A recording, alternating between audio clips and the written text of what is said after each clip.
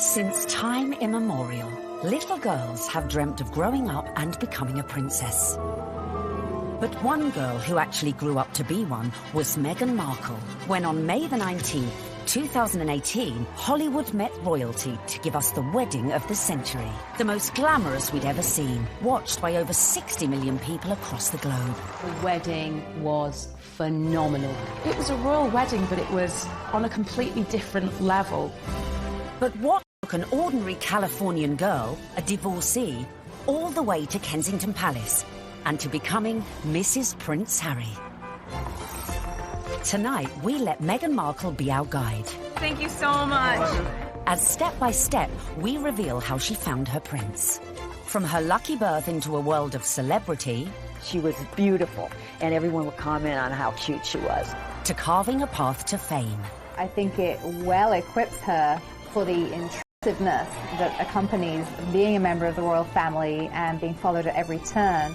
Entering into royal circles... She's like an arm's throw away from Pippa Middleton. And then conquering the in-laws. She found herself a true fan in the Duke of Edinburgh. He was apparently hugely impressed with how well-read Meghan was. If you've ever fancied becoming a princess, then stay tuned. Because through Meghan's incredible journey, here is the definitive guide on how to bag a prince. In her dating years, Meghan was said to be an avid reader of 90s book, The Rules, a self-help dating guide read by millions worldwide. But the rules ain't got nothing on the Meghan Markle handbook. Beginning, of course, with step 1, be born into showbiz. To bag your Prince Charming, it always helps to start off in life with celebrity connections.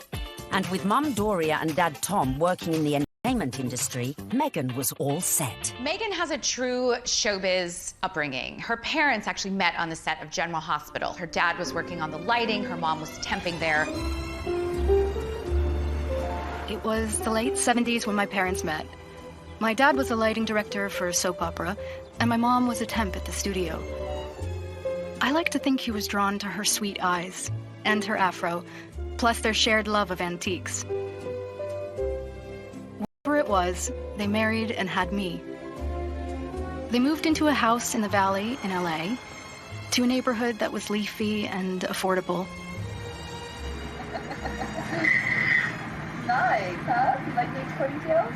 Unsurprisingly, young Meghan soon caught the acting bug and would often visit her dad on the set of long-running TV sitcom Married with Children. Set occasionally, she would have met famous actors and actresses probably from a young age, and understood that they were just people, and understood that there is a work that goes on behind the camera, because that's what her dad did. So she would have seen the reality of what it means to be famous from a very early age. Married with Children was, at the time, considered so risque, it was even boycotted by some viewers. So I grew up on the set of Married with Children every day after school for 10 years. I was there. Wow. I know. It's a very perverse place for a little girl who went to Catholic school, no less, to grow up. There were a lot of times my dad would say, "Meg, why don't you go and help with the craft services room over there? This is just a little off color for your eyes." I wasn't allowed to watch it at home. I could watch the end credits, so I could give the screen a kiss when I saw my dad's name go by. I mean, they seemed very close as father-daughter, and I mean, she was a striking child. She was beautiful, and everyone would comment on how cute she was. But beyond that, and more important than that, was the fact she was just a very nice little girl and very respectful, and just really a sweet kid to be around. I think one of the things that Meghan possesses, which is so ideal for her current role, is a comfortableness, a level of ease in front of a camera. And part of that would have been because she was raised to see the other side of a camera.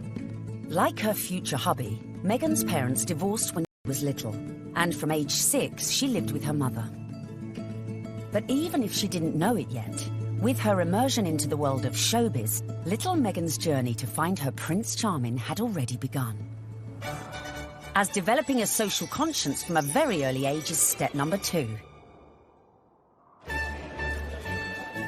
We all know royals love a good charity fundraiser and supporting important causes. So to increase your chances of royal romance, get involved with a good cause from an early age. Although Meghan's parents were divorced, together they instilled in her a sense of social justice. My mom and dad came from little, so they made a choice to give a lot.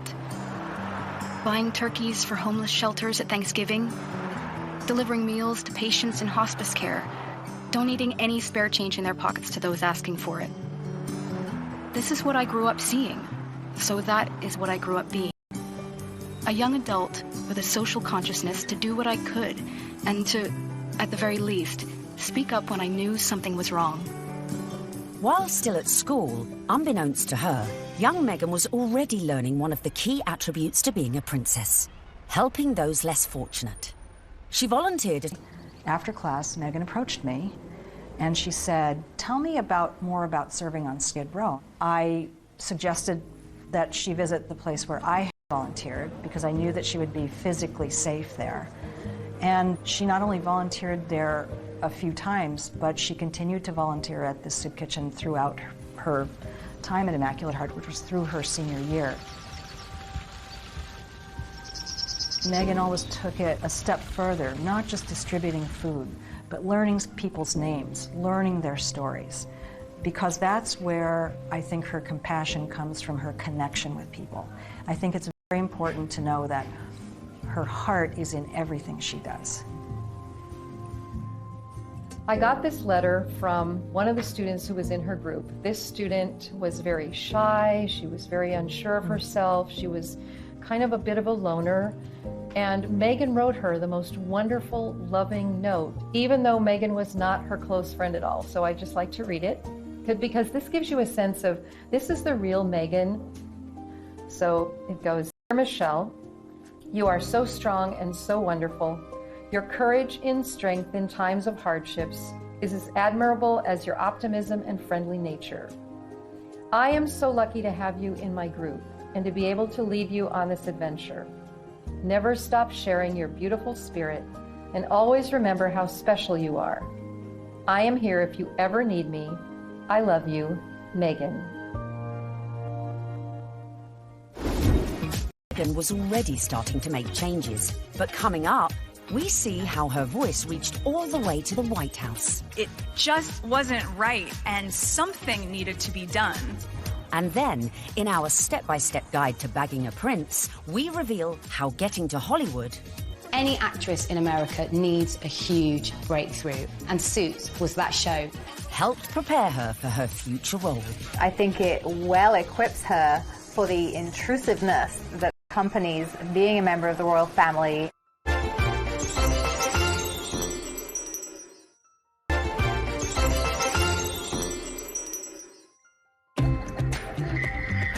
While still at school, Meghan had developed a strong social conscience. And as she grew, so too did her passion for change. Please welcome Meghan Markle. Which in 1993 took her all the way to the White House. Well, good evening. That doesn't feel like enough, does it? It's just great evening. Maybe that's better. The fact that Meghan is interested in these causes, that's not new. It's not something that she's taken up after, started from the very beginning when she was just a little girl. So Meghan's first foray into activism came when she was 11 years old, and she and some classmates were watching commercials and analysing them for their social studies class. The gloves are coming off. Women are fighting greasy pots and pans with Ivory Clear. The tagline said, "Women all over America are fighting greasy pots and pans." 2 boys from my class said, "Yeah, that's where women belong, in the kitchen." I remember feeling shocked and angry, and also just feeling so hurt. It just wasn't right, and something needed to be done. My name is Meghan Markle. I'm 12 years old. Last week at my school, we decided to watch the news for social studies. While flipping through the channels, we saw a commercial for the new Ivory Clear dishwashing liquid. In the commercial, they said women are battling grease, meaning only women do dishes.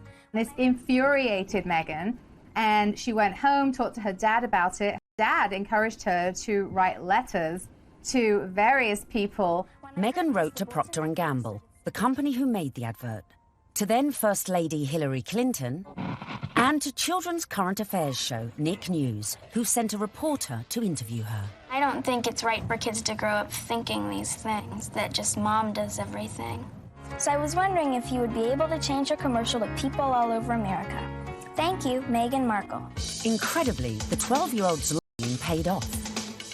And it was roughly a month later when the soap manufacturer, Procter & Gamble, changed the commercial. The gloves are coming off. People are fighting greasy pots and pans with Ivory Clear. She had a sense that she could affect change, even though she was just one small person. She had a voice. If you see something that you don't like or are offended by on television or any other place, write letters and send them to the right people, and you can really make a difference for not just yourself, but lots of other people. Propelled into the limelight at such a tender age, as an adult, Meghan's passion to effect change would burn no less brightly and push her closer to the world of her prince-to-be. As some 20 years later, she would take on causes, some of which were close to her future beau's heart, such as becoming global ambassador for international children's charity World Vision, promoting sanitation projects in remote villages. Meghan's visits to countries like Rwanda have focused on for female empowerment and really wanting to make a difference that way. You'll feel really good at the end of the day knowing that you've been a part of that. I gotta get these kids home. I'm gonna go take a picture with them.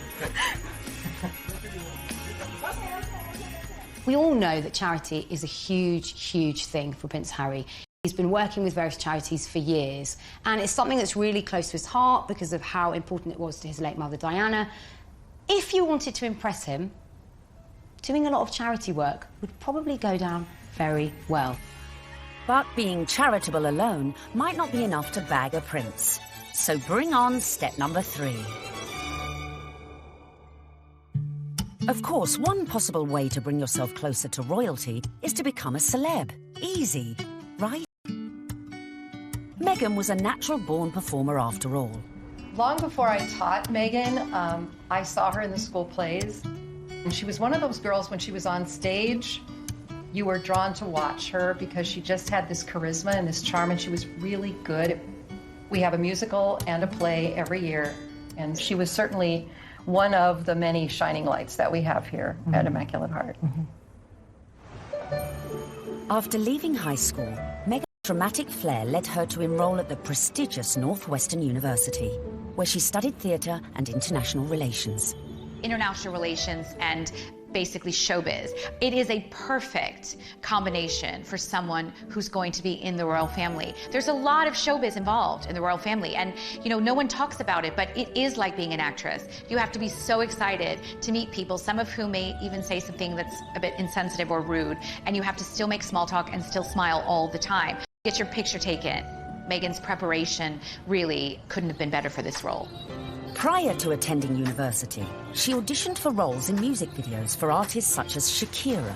After the aftermath of the audition. This is the aftermath of the audition, and it went pretty well. We just had to dance crazily, and so I did, and it was tiring.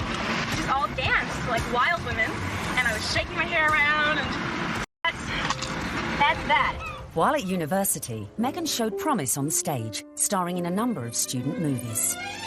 Back home in LA one Christmas, a friend introduced her to a manager who'd watched one of her films. He offered to find her work in return for 10% of her earnings. But as she would soon discover, the path to success was not an easy one. A young actor, actress trying to break into the business, it is not easy. My parents have been so supportive, watching me audition, trying to make ends meet, taking all this at a restaurant, and all those things that actors do. There's so many people out here who want to get into the entertainment industry. It's difficult. I had a beat-up Ford Explorer Sport that rattled like a steamboat engine in the morning. It was burning out. I had started to give up. It was tired and running on empty, going from audition to audition, just as I was. I mean, you really have to be very self-promoting, and you have to be willing to, you know, knock on doors and be very motivated and have good self-esteem, because you could get eaten alive out here. But Meghan remained determined to make it in Hollywood, despite the challenges along the way. I would drive to auditions and park at the back of the parking lot, far from the eyes of anyone who could see me unlocking the trunk and crawling into my car through its only feasible entry point. I would play it off, obviously, as though I was looking for something, reaching so deep for something that my car almost sucked me in to get it. Much like my experience in Hollywood, to be honest. Struggling, climbing hurdles, searching for something that I couldn't even see, and just reaching for it. By now, in her mid-20s, all Meghan had to show for her efforts were bit parts in TV soap operas, dramas, and an occasional movie. Fame was a distant dream. In 2006, she landed a job as a suitcase girl on the US version of quiz show Deal or No Deal, filming up to 7 shows a day. Meghan, open the case.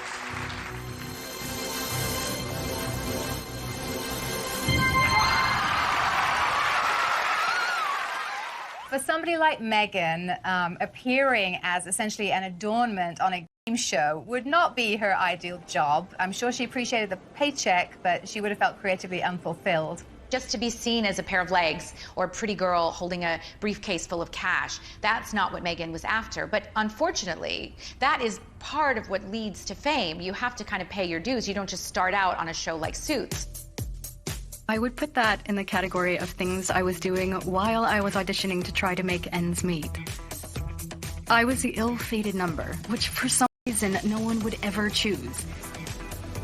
I would end up standing up there forever in these terribly uncomfortable and inexpensive 5-inch heels, just waiting for someone to pick my number so I could go and sit down. Meghan had connections, but they were limited. Her dad was a lighting director. He wasn't an executive producer. So Meghan had to pay her dues like a lot of other young, beautiful actresses today. Along with the fierce competition facing any young actress trying to break Hollywood, Meghan had to be comfortable with her identity. Hollywood didn't help with that, and it must have been very hurtful and very frustrating for her at times. It's not easy making it in Hollywood if you're not blonde and typically, you know, the aesthetic look. And Meghan Markle was definitely struggling in her years trying to make it. I'm biracial. Most people can't tell what I'm mixed with, and so much of my life has felt like being a fly on the wall. And so some of the slurs that I've heard, or the really offensive jokes, or the names, it's just hit me in a really strong way. Being ethnically ambiguous, as I was pegged in the industry, meant I could audition for virtually any role. I wasn't black enough for the black roles, and I wasn't white enough for the white ones, leaving me somewhere in the middle as the ethnic chameleon who couldn't book a job. But Meghan's big break was closer than she thought. At one audition, a casting director advised Meghan to go for a more natural look. This would change her outlook forever. She stopped me in mid-scene and said so simply, "You need to know that you're enough." She saw all that self-doubt beaming through the self-tanner and excessive blush. You need to know that you're enough. Less makeup, more Meghan. And that moment for me was a wake-up call. Meghan had started dating film and TV producer Trevor Engelson in the early noughties, and in 2011, after 7 years together, they got married. Coming up, the moment Meghan found herself in social circles that led eventually to Prince Harry. This was her journey. It started there. And we find out what princes do on a first date. There she was sitting there. I was like, okay, well, I'm going to have to up my game.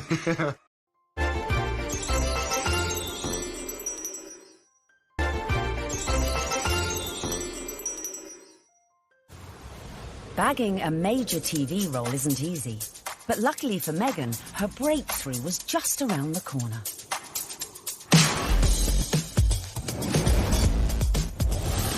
When she auditioned for a new legal drama series, it was just another day in the office, or so she thought. Suits was set in New York. but filmed in Toronto. It was the 5th pilot I would have filmed. I remember hoping this one would see the light of day. Never would I have imagined that this show would not just change my career, but also change my life. Any actress in America needs a huge breakthrough, and what they want is to be on a massive show, and Suits was that show for Meghan Markle. I'm Rachel Zane. I'll be giving your orientation. Wow, you're pretty. Good. You hit on me. We can get it out of the way that I'm not interested. No, I'm sorry, I wasn't hitting on you. Trust me, I've given dozens of these, and without fail, whatever new hotshot it is thinks that because I'm just a paralegal, that I will somehow be blown away by his dazzling degree. Let me assure you, I won't. Meghan's character, Rachel Zane, was what we might call a grafter. She worked her way up, she had rich parents, but she didn't want to take any help from them. I guess there could be some crossover between Meghan's character, Rachel in Suits, and her normal everyday life. Her role within that, she's a strong, independent woman. Do you know what I mean? She commands respect, she commands authority. So when you look at Meghan in everyday life, she does that as well. You know, there is kind of some fluidity between those two roles there for sure. They're both very strong, driven, independent women, but they really have a heart of gold. They're a bit of a soft touch. They'll help anybody. We know this of Meghan, and I think as the show went along, Meghan was able to incorporate more of herself into the character. The flip-flop culture is part of just who I am. I love my cutoffs and flip-flops and being as relaxed as can be, which is why it's so fun to dress up and play Rachel. Finally, after years of hard graft, she'd landed her big break. The show was a hit. The USA Cable Network commissioned a second series, and Meghan moved full-time to Canada to be near the studio. Meghan's move to Toronto was a big deal. She's very close with her mother, Doria, and she moved away from home and her friends in LA to go start a new life in Canada. So Meghan chose not to live in, like, the poshest area of Toronto. She chose Seton Village, which is more laid back, tree-lined, and people keep to themselves, and that's exactly what Meghan did. So much so that her neighbors didn't even know who she was. But not for long. The show soon became an international smash, catapulting Meghan to fame and to becoming a household name. I'd never watched Suits. I'd never heard of Meghan before. Well, nearly a household name. He had to say that. She was so sexy in it. He couldn't say, like, I've actually seen her, like, passionately kissing loads of guys. And I was like, yeah, I want to marry that. When she landed the role in Suits, Meghan became a legitimate, bona fide celebrity. This was the first time that, you know, she would have had her name called out on a red carpet. This was the first time she would have been tapped. So this was a big adjustment for her, and it all happened away from home. But being away from home wasn't without problems in her personal life, with husband Trevor. They were together for 7 years, married for 2. The problem with the marriage was the distance. And no sooner were they married than she got the gig on Suits, and she was in Toronto and he was in LA. And the relationship just didn't last. Meghan may have been unlucky in love. Before filming season 4 of Suits, Meghan complained to the program makers. She once said that every script seems to begin with, Rachel enters wearing a towel. And at some point, she put her foot down and was like, no, I'm not doing that. She doesn't need to be that. And the character evolved. I didn't think you'd be so naive. Excuse me? Your job wasn't to talk to Mr. Bailey once, and after being moved by his tale of woe, tell me to jump him to the top of the pile. It was to assess his case and present evidence. And it's exactly what I'm doing here. I just left 2 boxes of textbook prosecutorial misconduct with your secretary. You found all of that since yesterday? Yes, because while I may only be a second-year law student, I've been a practicing paralegal for the past 8 years. Looks like I have some reading to do. I'm sorry for interrupting your day. Good afternoon, Miss Zane. Meghan's global exposure as Rachel Zane was perfect prep for another future role. I think it well equips her for the intrusiveness that accompanies being a member of the royal family and being followed at every turn, because she was very used to, you know, sort of putting her own life in the spotlight.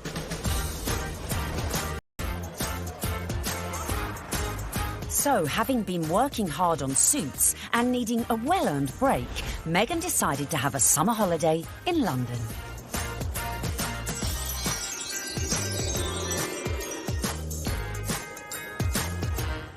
The summer of 2016, which turned out to be a very important summer for Meghan, was actually initially a bit of a getaway, a bit of a girls' holiday, a romp around Europe. a celebration of the fact that she was newly single, and she decided that she'd come on a road trip. When she came to London, Meghan had a couple of girlfriends over here. Misha Nunu had opened up quite an elite circle of friends to Meghan. Among them was Violet von Westenholz, who was working for Ralph Lauren at the time as a PR, and had the opportunity to dress Meghan Markle in some outfits when she was doing some promotional work for Suits. And while they were dressing Meghan, she and Violet established quite a nice rapport, so much so that Meghan was invited into the VIP hospitality tent at Wimbledon that summer to watch her good friend Serena Williams play a game of tennis. Obviously, you go to Wimbledon and you hang out in the VVIP area. She was sitting in the royal box, pretty much. She was just close by. All the pictures have shown she's like an arm's throw away from Pippa Middleton. This was her journey. It started there. During this time, Violet was rumoured to have suggested Meghan might like her friend Harry. That's Prince Harry to you, who also just happened to be single. Amazingly, for a royal romance, it started on Instagram. And Harry had a look through Meghan's, who really had brought them together. She played matchmaker. Whoever set them up must be sitting there, literally patting themselves on the back. Can you imagine being the person that introduced them? Because it's like the best PR move ever. I didn't know much about him, and so the only thing that I had asked her when she said she wanted to set us up was, I had one question. I said, well, is he nice? Now, their first date is believed to be at Soho House in London. Meghan had strong ties to Soho House. She was a regular at the Toronto outpost and very good friends with Marcus Anderson, who is one of the directors of Soho House. Marcus Anderson cleared rooms and corridors so that they could meet completely in private without the risk of being spotted or photographed. I was beautifully surprised when I walked into that room and saw her, and there she was sitting there. I was like, okay, well, I'm going to have to up my game. And sit down and and make sure I've got a good chat. They got to know each other over a bottle of rosé. They clicked, I was told, immediately over their joint passion for charity work, their love of philanthropic work, and there was an immediate spark. We met twice, back-to-back, 2 dates in London last July. Yes. Then it was, I think, about maybe 4 weeks later that I managed to persuade her to come and join me in Botswana. What happened next was the stuff of fairy tales, as the couple embarked on a whirlwind romance. Harry and Meghan, they were both astonished at how quickly their relationship developed and how deeply they felt for one another, almost from the get-go. I think perhaps a sign that things had gotten off to a good start and were actually really accelerating rather quickly in terms of a royal romance was when Meghan started referring to Harry as Has to her friends, and he was affectionately calling her Meg to his. Though originally worlds apart, they had much in common after all, both with divorced parents, both famous, and sharing an interest in the developing world. It was one of the first things we started talking about when we met, was just the different things that we wanted to do in the world and how passionate we were about seeing change. I think that's what got date 2 in the books, probably. Plenty to talk about. And date 2 quickly led to their first trip away together, a mere month later, on safari in Botswana, a country close to Harry's heart after first visiting following his mother's death 19 years earlier. We camped out with each other under the stars. We spent, she came and joined me for 5 days out there, which was absolutely fantastic. So then we were really by ourselves, which was crucial to me to make sure that we had a chance to get to know each other. A secret long-distance relationship then ensued, with the occasional clue, such as the couple being separately pictured wearing matching blue bracelets, and the odd tantalising. So the next step to bagging a prince is perhaps the hardest: the engagement.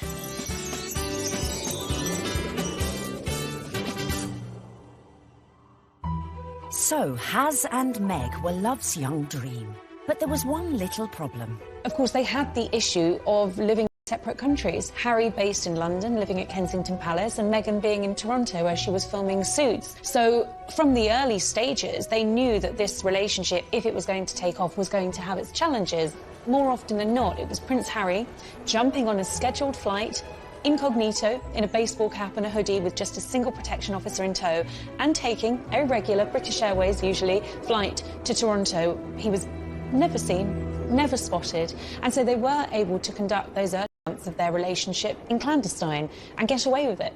They did have this pact to see each other. That's why the long-distance relationship worked. And the other agreement they had was that they would tell as few people as possible. For Meghan, that pretty much stopped at her parents and 2 of her best friends. For Harry, he confided in his father, his brother, and 2 of his best friends. And by doing that, they really kept it in a very tight inner circle.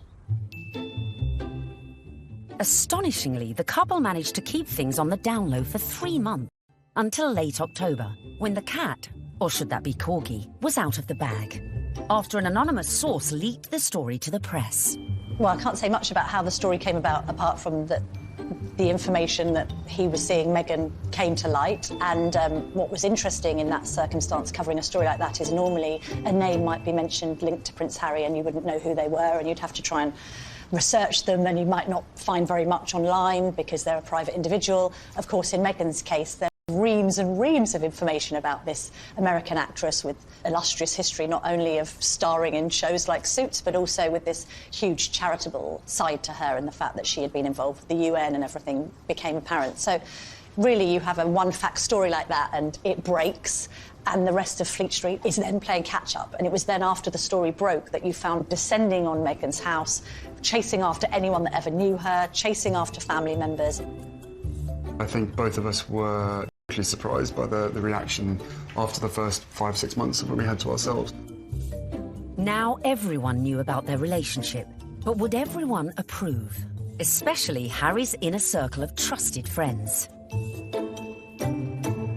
Well, I think initially some of his friends were quite surprised, but they also welcomed her, and by the March of 2017, Meghan was invited to his best friend's wedding.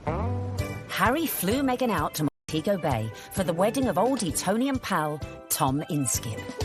She would forge friendships with these people on her own. And that's really lovely that, you know, Prince Harry's at the wedding of his pal and his pals are saying, you guys could be next down the aisle. I mean, what's better than that? They could obviously see that this is genuine. This is a real thing. Well, one of the things I was told by someone at that wedding in Jamaica was that they'd never seen Prince Harry look so happy. And in fact, at the wedding reception, there were jokes of, you two will be next. And actually, those were accurate predictions, because they were. Coming up, the royal couple-to-be's first public appearance. I don't know how many people were actually watching the wheelchair tennis match, because a lot of people were watching Harry and Meghan. And just how did Meghan's prince pop the question? I had the ring in my finger and I was like, can I give you the ring? She was, oh, yes, the ring.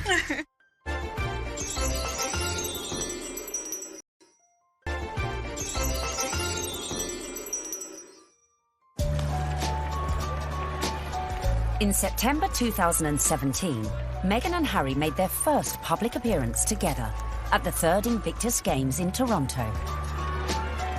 Haz and Meg's speculation was at fever pitch. It was the public outing that every dedicated royal watcher has been waiting for. Just 24 hours later, the couple abandoned any effort to keep their feelings for each other private. The setting for this first public date was extraordinary, with no attempts to hide away as they watched the wheelchair tennis at the Invictus Games. It was open to the public. Anybody could go and watch the wheelchair tennis match. Although it has to be said, I don't know how many people were actually watching the wheelchair tennis match, because a lot of people were watching Harry and Meghan. They were very touchy-feely, they were laughing together, staring into each other's eyes, whispering sweet nothings into each other's ears. It was everything that their adoring fans had wanted. I remember when I first heard that Harry and Meghan going out, it kind of almost came from nowhere. Do you know what I mean? That the whole process was very, very quick, it seemed, in comparison to kind of conventional relationships. But, I mean, come on, this isn't, you know, a normal relationship by anyone's standards. It's, you know, a prince, you know, and a Hollywood actress. Harry and Meghan were now well and truly in the public spotlight. But after 60 months of dating, Meghan got her private moment. While staying with Harry at Nottingham Cottage, his 2-bedroomed home set within the Kensington Palace estate, Hazza popped the question, and Meghan said yes.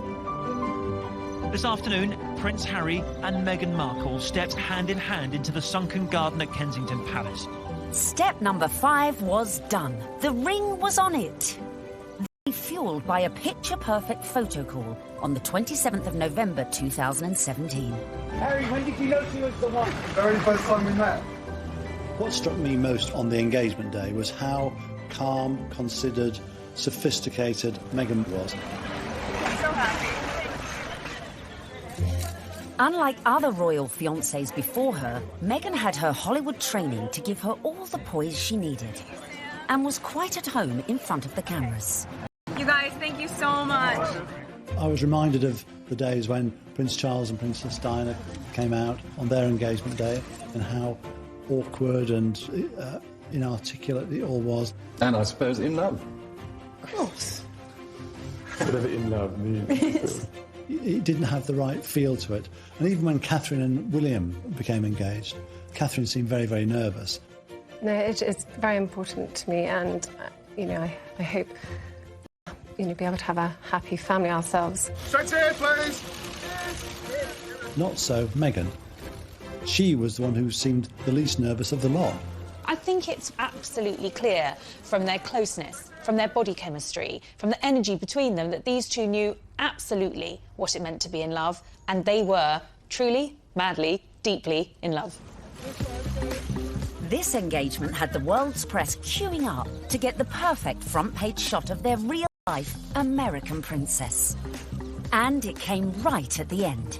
The real picture is the one where they think they're out of view and they put their arms round each other's waist. Very unroyal and very lovely. And it would seem the look Meg chose for this all-important announcement came from one of our very own royal watchers.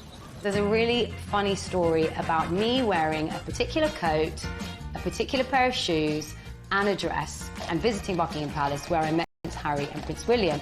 About 3 weeks later, the biggest story of the year, Prince Harry announces that he's marrying Meghan Markle, and she happens to be wearing exactly the same outfit as me. So, one of two things happened. Either Prince Harry saw what I was wearing and thought, I definitely want my bride-to-be to look just as good as this girl, as if. Or Meghan Markle was somewhere on the grounds and really rated my outfit. Then came the pitch-perfect press call, where an uber-relaxed Meghan discussed the couple's courtship. The one thing that fascinates me about this is the fact that she is a product of Hollywood, product of television, product of entertainment, and therefore there's a sort of ease in communication, and there is an inbuilt knowledge of what the media are trying to get at. It was definitely a setup. It was a blind date. It's there for all to see. Because I'm from the States, you don't grow up with the same understanding of the royal family, and so while I now understand very clearly, there's a global interest there. She's different because she represents the global world we're in, the fascination we have in America, the fascination we have in celebrity, diversity, and she's a very strong woman. Just an amazing surprise. It was so sweet and natural and very romantic. I had actually been told by one of his friends that he had planned to pop the question in Botswana. For whatever reason, he didn't. It happened weeks later, while they were at home at Nottingham Cottage, roasting a chicken. Utter domestic simplicity and bliss, and incredibly romantic. He got on one knee. As a matter of fact, I could barely let you finish proposing. I was like, can I say yes now? She didn't even let me finish. She said, can I say yes, can I say yes? And then there was hugs, and I had the ring in my finger, and I was like, can I give you the ring? She goes, oh, yes, the ring.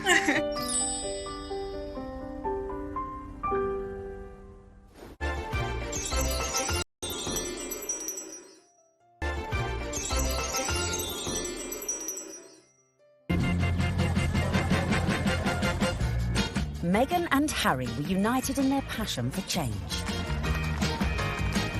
And in the months following their engagement, Meghan had thrown herself into charity, winning the hearts of the British public. It was clear from day one that she was like a duck to water. She is absolutely natural at this, very engaging, very warm, lots of eye contact. Harry was showing off his new fiancée far and wide, and she charmed everyone from all walks of life, including those who walked on four legs.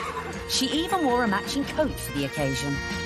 You can see the American effect of Meghan Markle in every single photo call and every single walkabout. When Meghan goes on walkies with Harry, she's hugging people. In Nottingham, the couple visited charities that were close to Harry's mother's heart.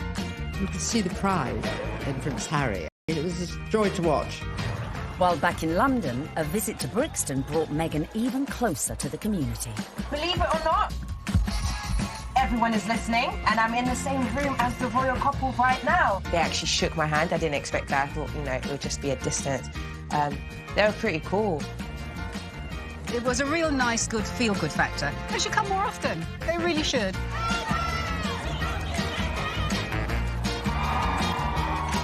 Slowly but surely, the British public was falling in love with our Meg. But would this be the case with the in-laws? The next step in Meghan's journey would be getting to know the firm. And the hotly debated topic of her background was never far from the fore. You be Harry, and I'm gonna be the, Queen Elizabeth, since I got this on, right? Grandmother, I met this beautiful woman, and she just happens to be mixed race.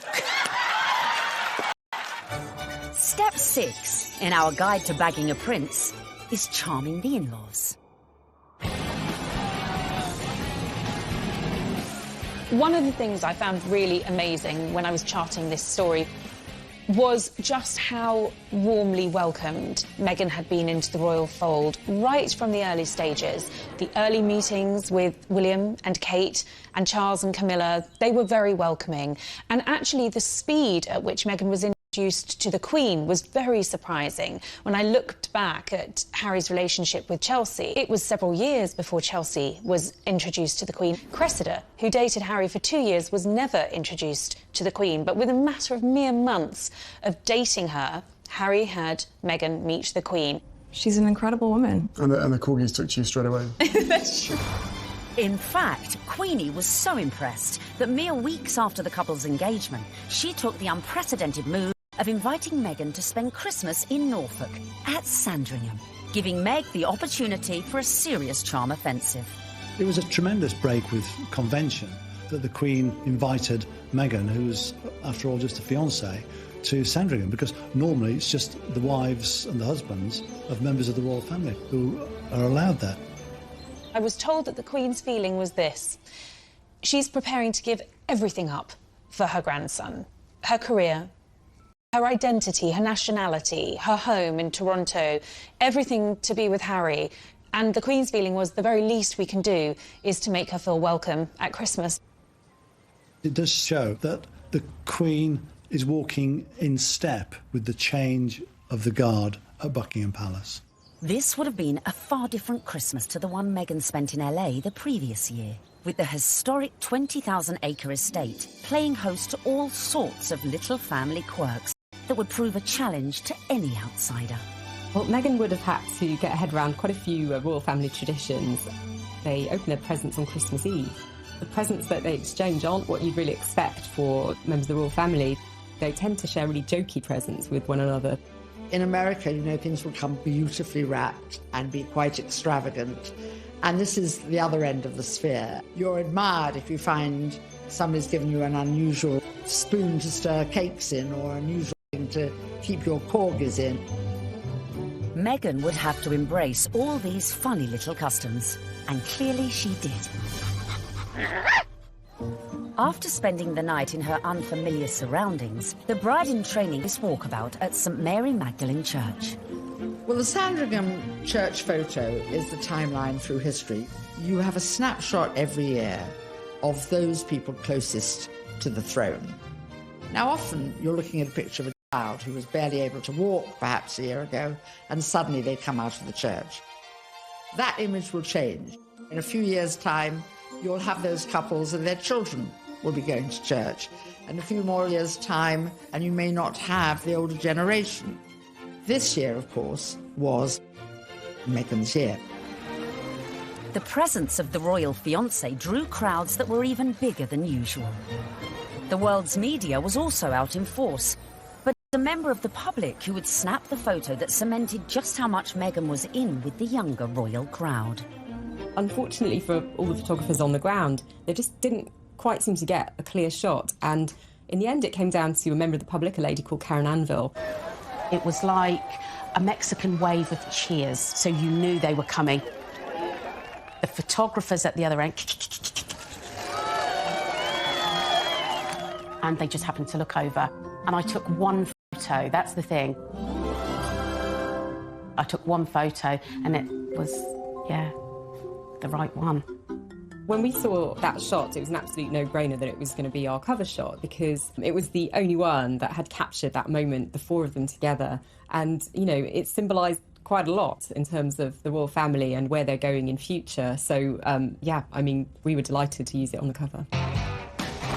And just like that, the Fab Four were born.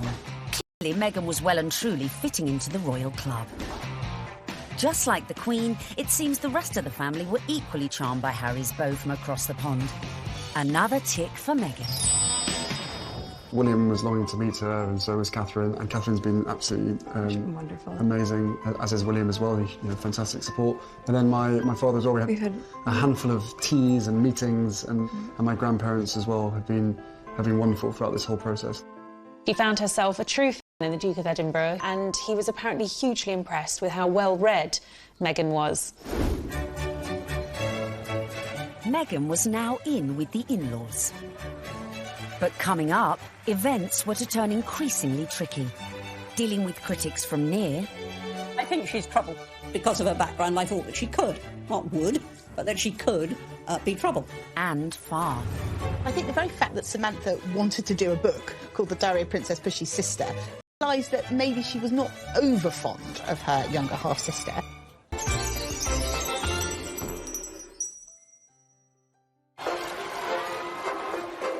Meghan was proving popular with the in-laws, the friends, and was now conquering the British public. But what to do when you find out not everyone likes you? I don't know about this Meghan Markle. Yeah, she's too confident and self-assured. You see what I mean? This water feature's shit, isn't it? Yeah. Oh my God, I thought I was doing so well.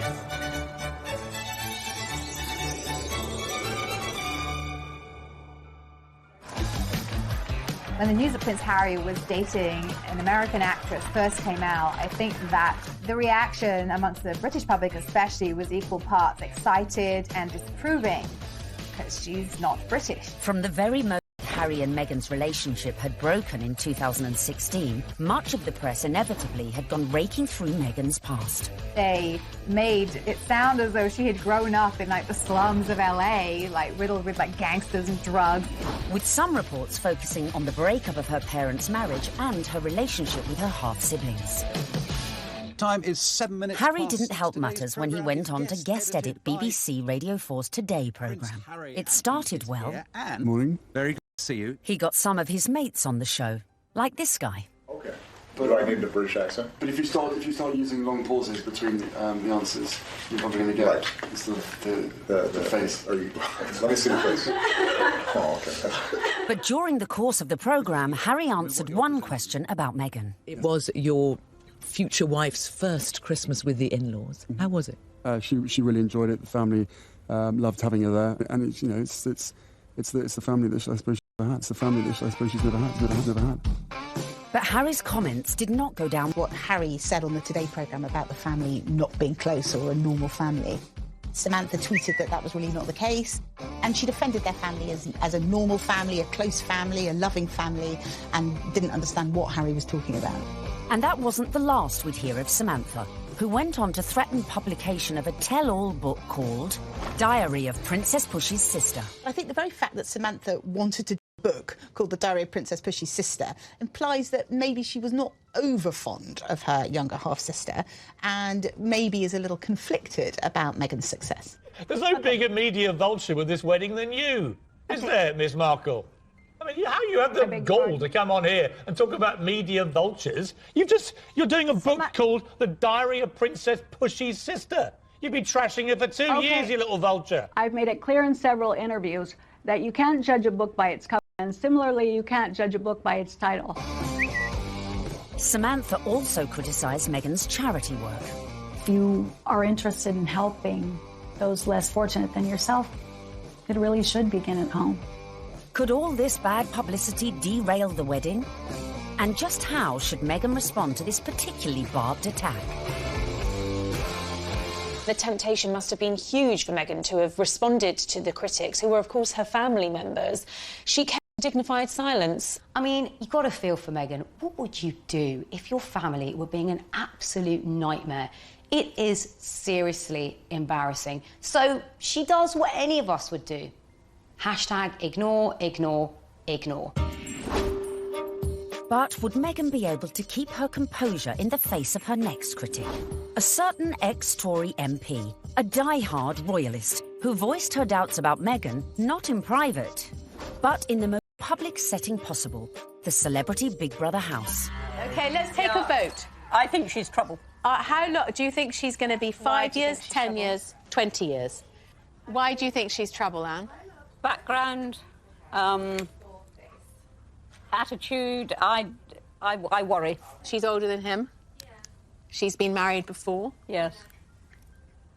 I add it all up and I'm uneasy, but there we go. Quite frankly, I was shocked when Anne Widdecombe said that what she said. I mean, I've always thought that she was a sensible woman. She seems to be jumping to conclusions without looking at any evidence. The ex-minister's comments sent the Twitter sphere into meltdown. When I was on Big Brother, I was called every ick and every ist going. I was homophobic, xenophobic, racist, sexist, misogynist. Nothing I said could have been remotely construed as racist by any sensible observer. You know, former marriage, all the rest of it, that because of her background I thought that she could, not would, but that she could be trouble. She had, I think, the older generation's view of this is an outsider, a foreigner coming into a very British organisation almost, you could say. How is that going to work? The thing that all of us have to do is adapt. We're in the here and now. Embrace. But one woman who was not prepared to embrace was Jo Marnie, girlfriend of then UKIP leader Henry Bolton, who sent a series of racist texts. Even then, Meghan kept quiet. The royals' mantra is often put up, shut up. You can't be seen to always answer back. You do have to put up at points. So actually her approach, maintaining that dignified silence, not justifying or even giving any credence to these claims, some of which were really quite unpleasant, well, it was a very royal approach to things. Look, Meghan is showing the makings of a true princess. You've got to have that decorum. You've got to, on some occasions, actually, you know, keep silent and pick your battles. Even more flack came Meghan's way when she took to the stage with her potential prince, his brother and Kate at the Royal Foundation in February 2018. People say, well, you're helping women find their voices. And I fundamentally disagree with that because women don't need to find a voice. They have a voice. They need to feel empowered to use it. And people need to be encouraged to listen. And I think there is no better time than to really continue to shine a light on women feeling empowered and people really helping to support them. She verged on the political when she was talking about women's empowerment, and it was all a bit Me Too-ish. The royals don't do that. And indeed, the day that the royals start engaging in political causes is the day you get a lot of controversy. There is a very good reason why the royals stay off politics, and it's to avoid precisely that. Not everyone shared Anne's view. It's refreshing because she isn't saying things that are incredibly controversial that we actually wouldn't stand by or back or believe in. These are really important points, important issues that she's raising, especially when she's touching on feminism. But was Meghan risking her relationship with the royals and the public? She's clever. She's using her voice in a good way, and she has actually been backed by the palace. But still the criticism came, and the palace had to release a statement defending her. Was this one step too far? This is the first time that we've heard anyone associated with the royal family talking about those campaigns. The Kensington Palace stressed that it would have been impossible for Meghan to talk about issues surrounding female empowerment without talking about those campaigns. And kickback, and indeed there was. But actually, she got far more people saying this is great, this is what the royal family needs to be doing more of. Phew. Looked like Meghan had found just the right balance to please the palace, her people, and most importantly, her prince. So, next step in our guide, embrace your prince's religion. She signed up to the Church of England, of which the Queen is supreme governor, and exactly 100 days after her engagement Meghan was baptised in the chapel of St James's Palace by the Archbishop of Canterbury. It was very special. It was beautiful, sincere, and very moving. It was a great privilege.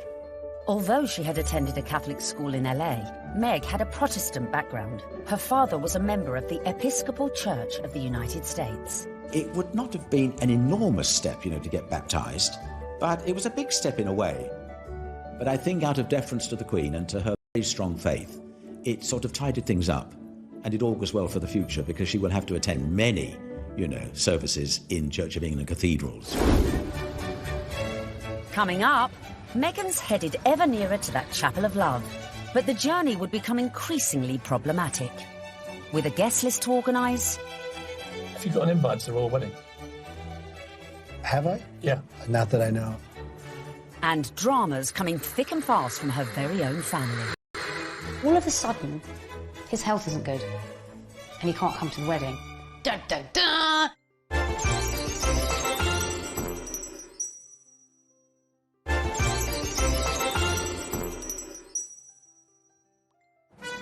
Welcome back, where we find Meghan almost at the final furlong of her romantic journey. But managing your wedding carefully was not to prove so easy for our Meg. First hurdle, the date. The wedding of Prince Harry to Meghan Markle. The date, the 19th of May 2018. Recent royal weddings had all been held on weekdays, but not this one. I think that they thought, we want people to enjoy this, so why not do it on a Saturday? And if you think about most weddings that you and I go to, they're at the weekend. So why wouldn't you follow suit? But there was one reason to avoid that Saturday. It had already been announced as the date of the FA Cup final. As president of the Football Association, Harry's brother Prince William was expected to take his usual place in the royal box at Wembley. And millions more were looking forward to watching the game on TV.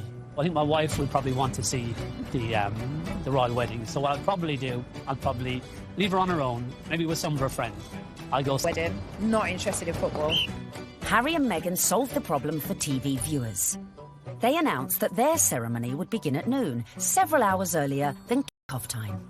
But Wills decided to avoid the fixture clash altogether, scrapping his Wembley appointment to concentrate fully on his little brother's wedding.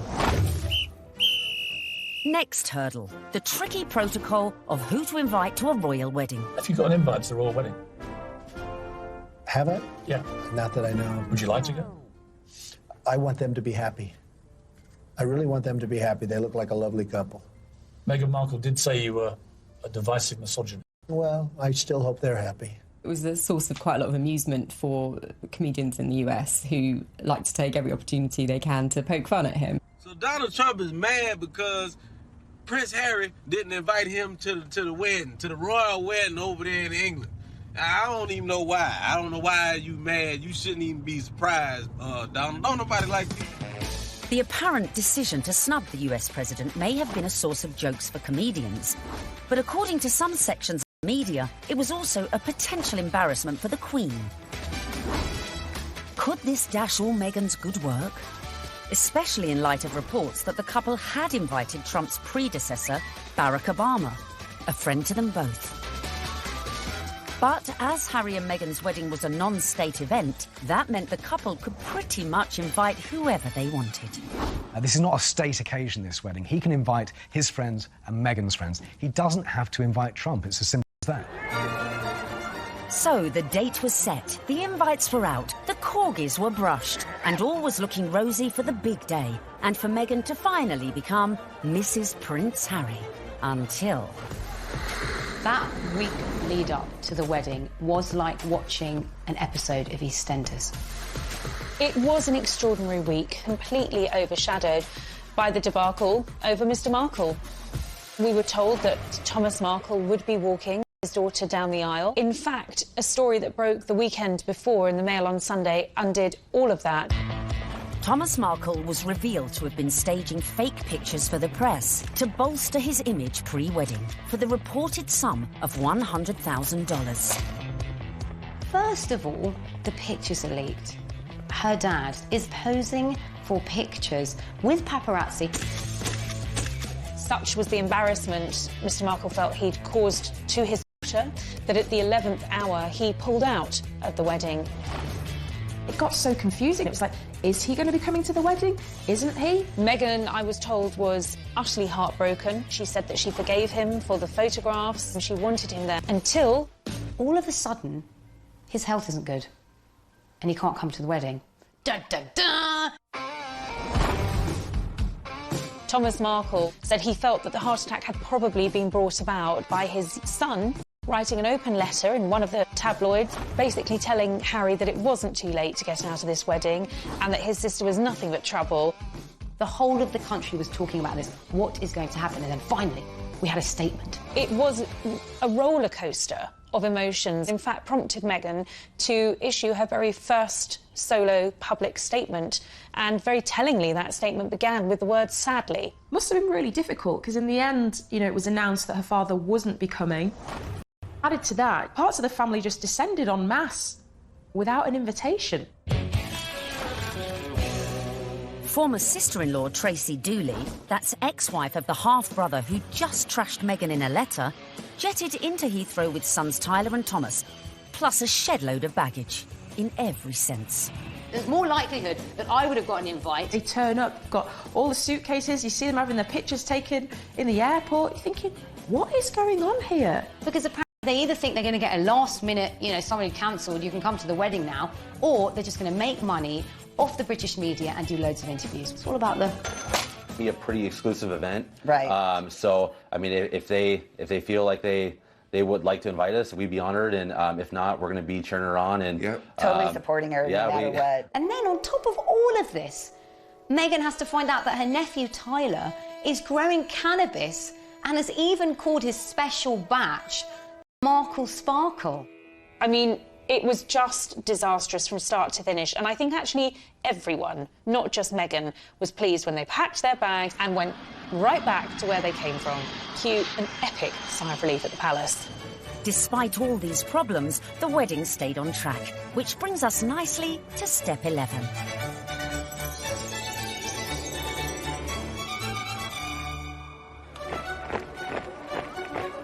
Finally, on 19th of May 2018, less than 2 years after Harry and Meghan's very first date in Soho House, the day we'd all been waiting for. The world tuned in for the fairy tale wedding of the century. Let's face it, if you're marrying a prince, you may as well pull out all the stops. Meghan and Harry really did have the ultimate fairy tale wedding. You know, they didn't choose St. Paul's Cathedral, where, of course, we saw Charles and Diana wed. They didn't choose Westminster Abbey, like William and Kate. They chose Windsor, which is a lot smaller and feels a lot more private. I was there at the wedding on the day, and Windsor felt like literally a fairy tale. 600 guests drifted in. It was a veritable who's who of the world's A-listers, from music, film, and sport. I think this was the very first really modern royal wedding that we've ever seen, and it was a true marriage of Hollywood royalty with British royalty. Oprah Winfrey, Idris Elba, George Clooney and Amal, and a cast of Suits. You had Hollywood stars mingling with British aristocracy. It was extraordinary to see.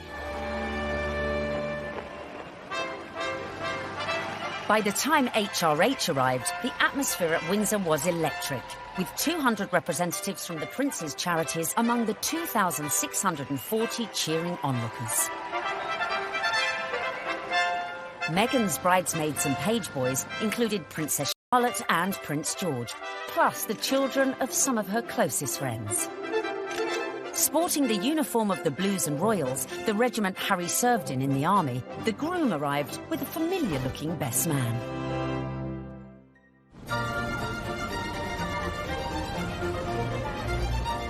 Right on cue, Meghan arrived with Mum Doria in the Queen's Rolls-Royce Phantom 4.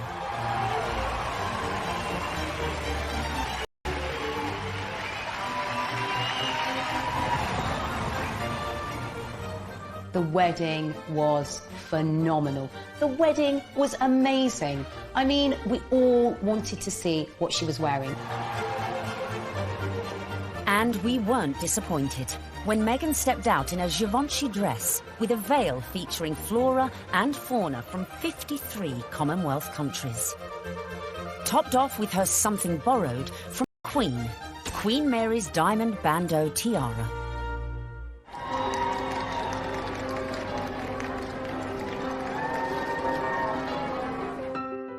But with an absent father, who would walk Meghan down the aisle? Prince Charles rises to the occasion. Prince Charles walks her down the aisle. It's amazing. Hashtag the power of love. Hashtag love survives. When you saw it on the day, it felt like the right thing to do. It was a wonderful way of Charles saying, welcome to the family, and actually of Meghan showing the world just how close she already is to her father-in-law. Meghan had successfully won over her in-laws, and here it was on display for all the world to see.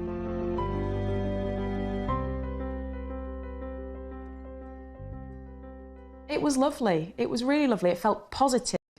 And yeah, you couldn't help but smile watching it. Not only had Meghan married a prince, but she had ensured that their wedding would be one that the British public would never forget. And neither would the 60 million who tuned in from around the globe. No, I won't be afraid. It wasn't your typical royal wedding. We had been told by courtiers to expect some surprises, but I don't think anyone expected quite what we saw. Listening to that incredible gospel choir, which was a beautiful touch and a wonderful nod to Meghan's dual heritage. Stand by me. Stand by me. Inside you've got the gospel choir, you know, raising the roof with the music. You've got the Reverend Michael Curry. I think without a doubt, Michael Curry was one of the stars, one of the unexpected stars of the day. I don't think anyone was expecting his sermon. I certainly don't think the royal family were expecting his sermon, because the look of surprise, and I might say bemusement and bewilderment on some of their faces seemed to suggest that they were quite taken aback. We must discover the power of love, the redemptive power of love. And when we do that, we will make of this old world a new world. He started speaking. Just had everybody on the edge of their seats, whether you were there or you were watching it on the television. The room felt alive. I don't think St George's Chapel has ever heard such an effusive address, or heard Martin Luther King quoted in that way. There's power in love. Don't underestimate it. Don't even over-sentimentalize it. There's power in love. You know, there is power in love, and if we hadn't heard it once, it was drilled into us, so we knew that by the end of his sermon. Well, there's power in love. Her family weren't there. It was just her mother. But her story, her African-American heritage, that was all beautifully reflected in the ceremony and in the day itself. All these things that are really very Meghan just made you realise how much more the world is coming together. It was poignant, powerful stuff. Meghan, I give you this ring. Meghan, I give you this ring. As a sign of our marriage. As a sign of our marriage. By the joining of hands and by the giving and receiving of rings. I therefore proclaim that they are husband and wife. She'd done it. She got the ring and she'd married her prince.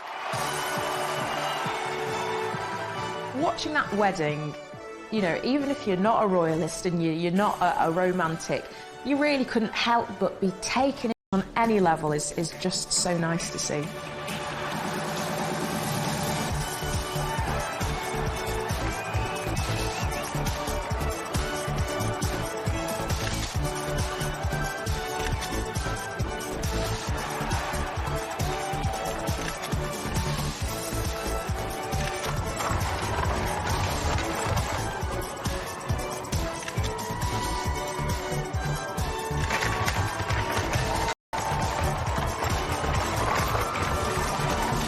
But the party was only just getting started.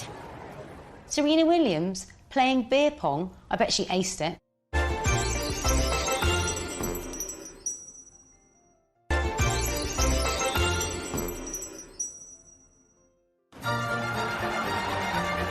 Meghan had gone from actress to duchess.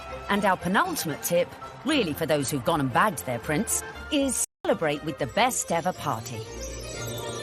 Immediately after the wedding, the couple had all 600 guests back to St George's Hall for a wedding breakfast, which was hosted by Her Majesty the Queen. But the real golden ticket to that event was the private evening party, which was hosted at Frogmore that evening by Prince Charles.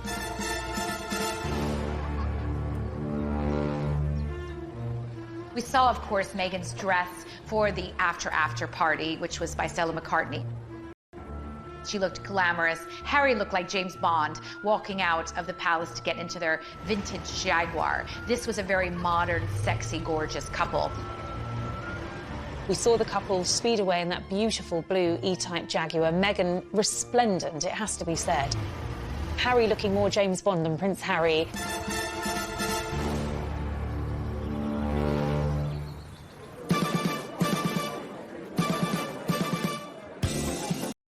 Anyone who was anyone was there, sipping on their When Harry Met Meghan ginger and rum cocktails. George and Amal, Serena Williams, James Corden and Idris Elba, who turned DJ for the night and span a few tunes. I was put forward to DJ. I really wanted to DJ. I would have done the best wedding set in the world. It must have been incredible. Everyone's probably a bit more relaxed, you know, a bit more loose, getting on the cocktails, having a chill.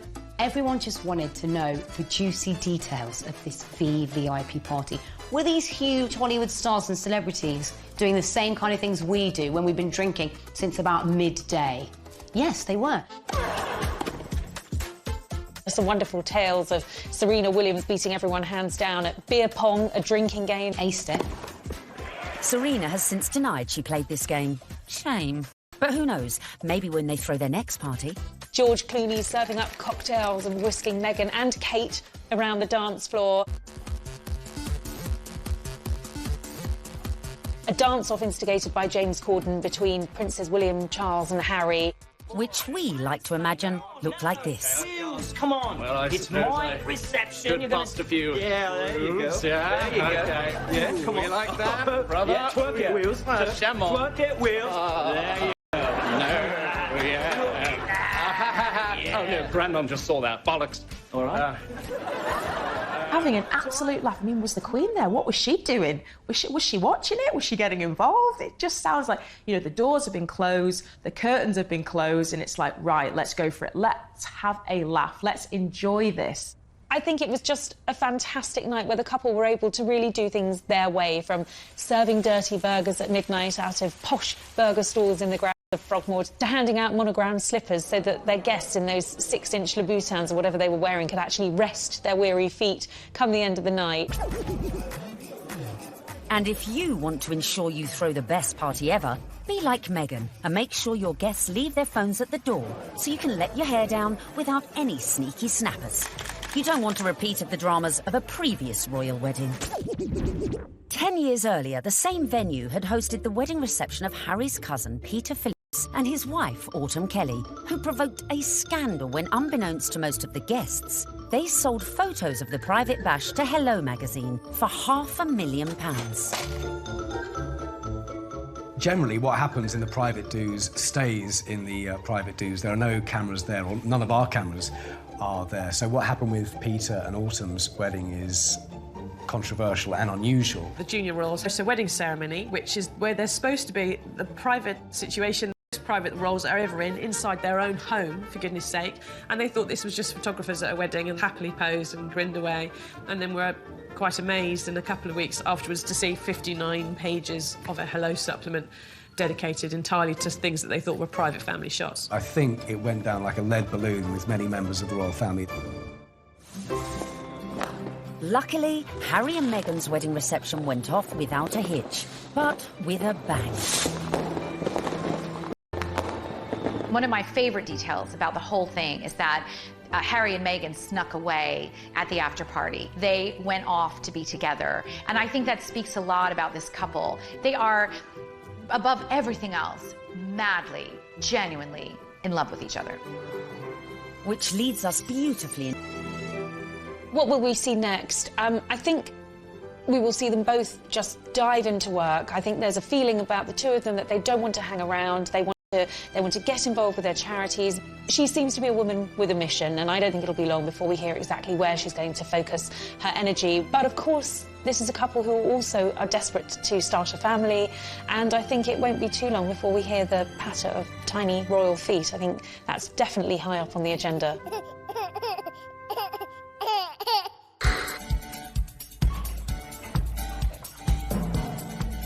So there you have it. From being born into shows, to getting famous, to moving countries. Making moves in royal circles, charming the in-laws, and staying silent in the face of criticism. Meghan Markle might not have set out to bag a prince, but follow her lead, and maybe you could do it too.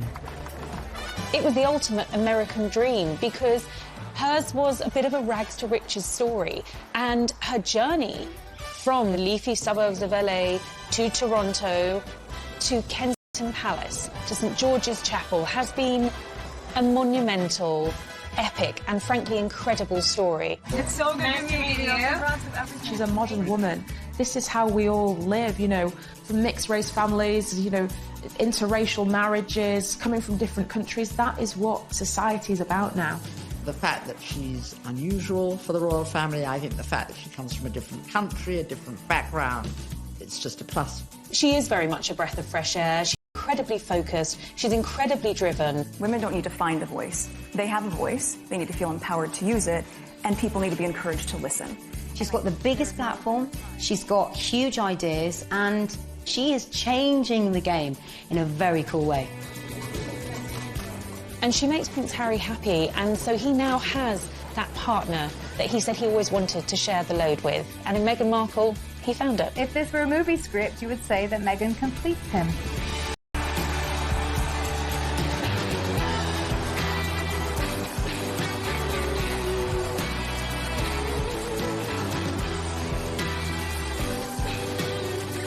It's an incredible rags to riches story. It's amazing. I'm so jealous.